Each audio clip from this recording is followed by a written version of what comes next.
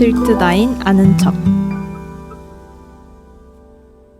네, 이번 시간은 작품에 나온 지식을 좀 더 깊게 하지만 재미있게 알려주는 아는 척 시간입니다. 디스트릭트 9 아는 척은 전지님이 준비를 해주셨습니다. 시작해 주실까요? 네, 제가 준비한 오늘의 아는 척은 바로 인종차별입니다.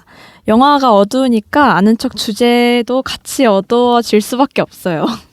네, 본격적으로 아는 척을 시작하기 전에 디스트릭트 9의 배경이 되는 사건을 먼저 소개해드리려고 합니다. 바로 디스트릭트 6입니다. 디스트릭트 6를 우리말로 하자면 제6구역 정도라고 할 수 있을 것 같아요. 이 지역은 남아프리카 공화국 케이프타운 내에 있었던 주거 지역입니다. 20세기 이전부터 노예, 수공업자, 상인들과 동인도 회사를 통해 끌려온 말레이시아 사람들까지 다양한 이민자들과 남한공의 흑인들이 공존하던 지역이었어요. 제2차 세계대전이 끝나고 흑백 차별 정책인 아파르트헤이트 초창기 시절 이 지역은 다양한 인종들이 함께 모여 사는 거대한 주거 지역이 되었다고 합니다. 아파르트헤이트 정책은 법률로 공식화된 인종 분리 정책을 말을 하는데요. 모든 사람을 백인, 흑인, 유색인, 인도인 등으로 분류를 하고 인종별로 거주지를 분리하고 또 결혼을 금지하고 출입구역 등을 분리하는 대표적인 인종차별의 전형성을 가진 법이었어요. 당시 남아공은 이 아파르테이트 정책 아래 디스트릭트 6 지역을 백인들의 전용구역으로 바꾸려는 그런 정책을 발표했고 이 정책으로 인해 당시 디스트릭트 6 지역에 거주 중인 6만여 명의 유색인종 주민들이 강제로 다른 지역으로 쫓겨나야 했습니다. 이렇게 이런 이주 정책을 펼치게 된 그 배경에는 디스트릭트 6 내에 급속한 인구 성장이 백인 정권의 권력 유지에 위협이 되는 상황이었기 때문이에요. 또 이 지역이 지리적으로 도심이랑 테이블 마운틴, 케이프타운 항구와 가까워서 많은 이점을 가지고 있는 지역이었기 때문에 이 지역을 이제 우리가 차지해야겠다라는 그런 정치적인 판단이 섰기 때문이기도 합니다. 문제는 이렇게 인종 이주 정책을 펼치는 과정에서 사용된 폭력이었어요. 백인 정부가 공식적으로 유색 인종을 추방을 말하면서 내세운 4가지 이유가 첫째, 다른 종족들 간의 교류가 다툼을 가져온다. 둘째, 슬럼 지역으로 재건보다는 없애는 것이 낫다. 셋째, 범죄가 빈번하고 위험한 지역이다. 넷째, 도박, 음주, 매춘 등의 비도덕적인 행위가 일어나는 악의 소굴이다 였습니다. 아무래도 지역민들 입장에서는 멀쩡하게 잘 살고 있다가 하루아침에 살던 곳에서 쫓겨나게 되었는데 이런 이유까지 들으면 반발이 심할 수밖에 없겠죠. 이런 배경의 내용들을 안 후에 영화를 다시 보면 상당 부분의 내용들이 이 디스트릭트 6의 내용과 비슷하구나를 느끼실 수 있을 거예요. 그럼 이제 여러분들은 영화도 보셨고 배경도 들으셨으니까 혹시 이 내용을 듣고 새롭게 느껴지는 장면들이 있는지를 듣고 싶어요.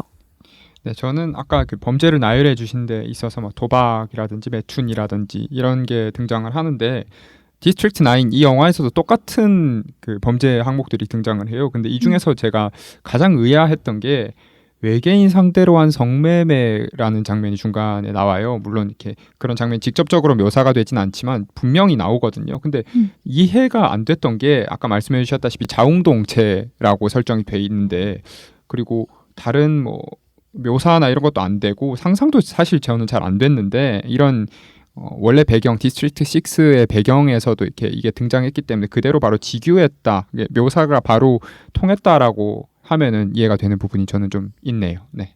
저는 그거는 일종의 저는 오히려 직유보다는 은유처럼 들려요. 왜냐하면 우리가 흔히 그런 얘기를 하죠.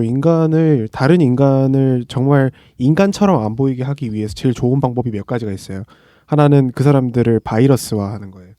예를 들면 동성애자들을 에이즈로 치료시키는 사람들이 있죠. 그런 게 대표적이에요. 그러니까 동성애자들은 에이즈니까 치료해야 된다 같은 정말 말도 안 되는 논리를 펴시는 사람들이 쓰는 전략이 하나 있고 실제로도 여기서도 그 중간에 뉴스 장면으로 잠깐 지나가는데 highly contagious라고 나와요. 그러니까 네. 굉장히 전염하기 맞아요. 쉽다라는 표현이 나와요. 그러니까 그런 것도 있고 그 다음은 성이에요. 그러니까 이 사람들이 성적으로 문란하다. 동성애자들 또는 성소수자들에 대해서 그런 프레임이 굉장히 많이 씌워져 있죠.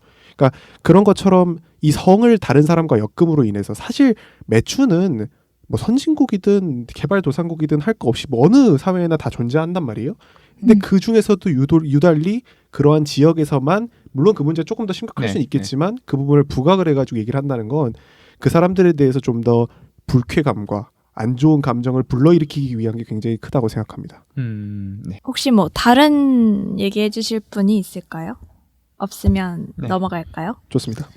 말씀해 주신 장면 이외에도 디스트릭트 9 속에서 외계인들을 프론이라고 명칭을 하는 장면들이 나와요. 사실 프론은 뭔가 정식 명칭이라기보다는 그 사람들을 낮잡아서 이르는 뭔가 은어 같은 멸칭이죠. 멸칭으로 나오죠.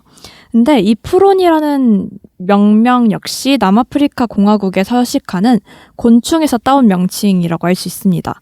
파크타운 프론이라고 하는 이 곤충은 메뚜기목의 곤충의 일종으로 곱등이와 비슷한 무리에 속하는 곤충이라고 합니다. 영화 속의 프론은 새우와 바퀴 그리고 파크타운 프론을 섞은 듯한 모습이라고 하네요. 네. 프론은 남아공에 거주 중이던 유색인종들을 비유하고 있다라는 것을 감안을 하면 그 당시 유색인종들의 지위를 엿볼 수 있는 장치라고도 할 수 있을 것 같습니다. 프론들이 모여 살던 지역의 모습 역시 그때 당시에 흑인들이 모여 살던 거주지를 쏙 빼닮았어요. 또 영화에서 프론들이 고양이 사료를 굉장히 좋아하는 걸로 나오는데 이 모습은 케이프타운에서 성행하던 마약인 맨드렉스에서 착안한 설정이라고 합니다. 네, 전지님의 인종차별에 대한 아는 척은 이까지 듣고요. 다음은 디스트릭트 9 배척으로 넘어가 보겠습니다.